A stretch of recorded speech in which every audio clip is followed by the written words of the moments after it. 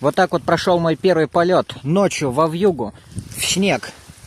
Вон мое крыло вдалеке, шелестит, его не видно. Видны фонари, фонари моего города. Попробуем поймать фокусировку. С вами Костя Каскадер. Я в полном настроении, хорошем, ведь у меня произошел первый мой полет. Первый мой свободный полет на параплане. Вдалеке виднеется фонарь и моя рука с клевантами. К сожалению, крыло не видно, но я им могу пошуршать.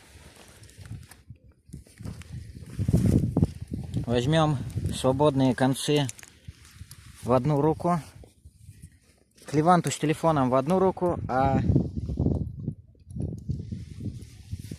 ряды в другую. И опа! Вот он почти поднялся в небо. Можно попробовать еще раз. И опа!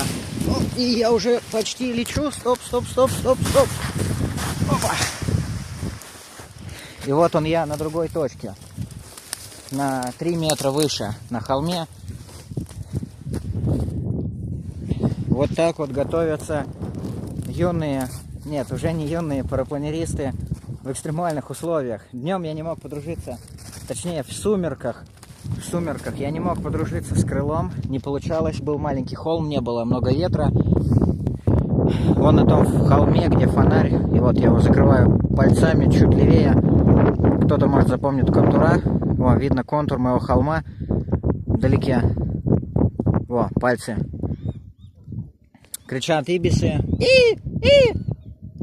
Они мне откликаются.